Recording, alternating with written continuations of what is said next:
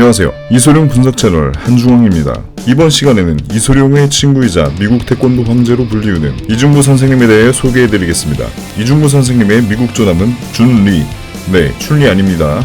미국에서는 그를 태권도의 아버지 혹은 그랜드 마스터라고 부릅니다. 1964년 8월 2일 캘리포니아주 미국 가라데의 아버지라고 불리우는 에드 파커에 의해 개최된 롱비치 국제 가라데 선수권 대회에서 이소룡과 이중구 선생님의 만남은 시작되었습니다.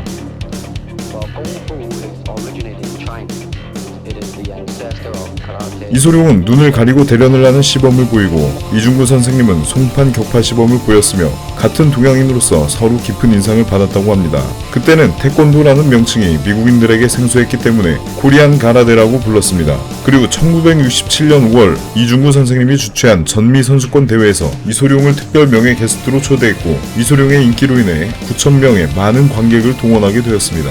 이중구 선생님은 그 후로 이소룡과 무도에 있어서 형제가 되었으며 서로의 집을 오가며 무도에 관한 이야기나 운동을 하는 시간을 보내곤 했답니다.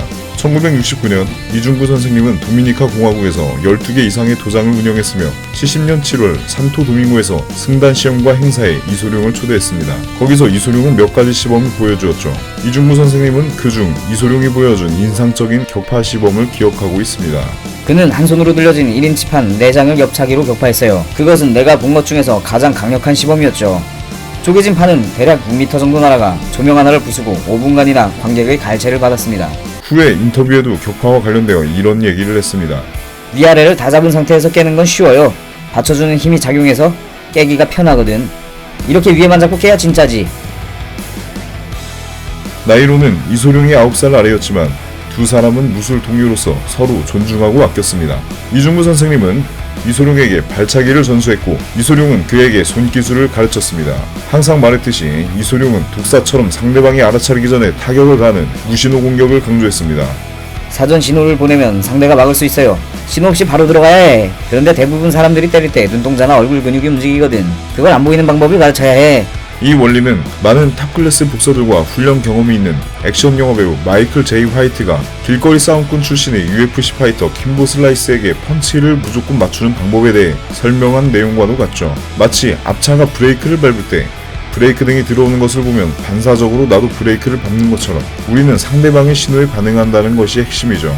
이후 이중구 선생님은 이 공격을 에큐펀치라고 했으며 강연할 때는 태권도 올림픽 금메달리스트인 제자들을 한 명씩 앞으로 불러내 $100짜리 지폐를 꺼내들고 자신의 주먹을 막아내면 주겠다고 내기를 했습니다. Alright.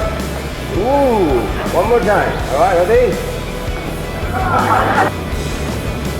One more time. 그러나 아무도 막아내지 못하고 결국 $100는 이중구 선생님의 주머니로 들어갔죠. 1975년 무하마드 알리가 이중구 선생님에게 태권도 기술을 배우고 싶다며 초청을 했을 때 무신호 펀치인 이 에큐펀치를 전수해 주었다고 합니다.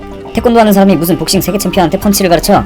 인터넷에 떠도는 지어낸 얘기 아니야? 라고 생각하는 분들도 있겠지만 무하마드 알리가 인터뷰할 때 직접 이야기한 부분입니다.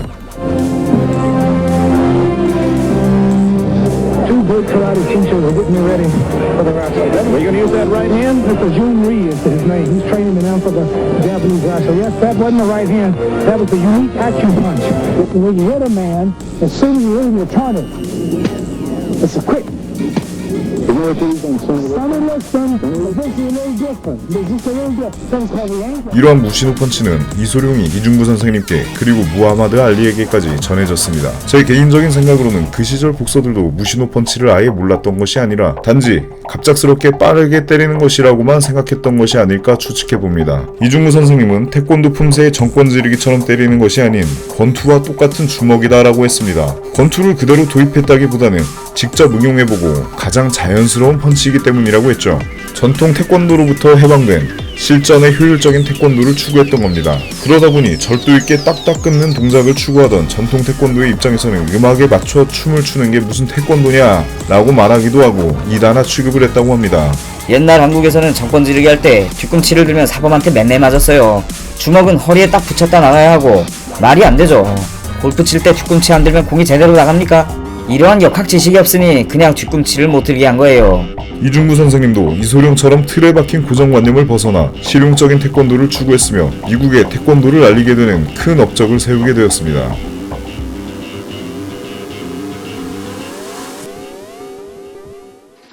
Tudo casa na beat. Ela quer do purple e do green. Tem uma da punk e da pin. Pode misturar com meu lean.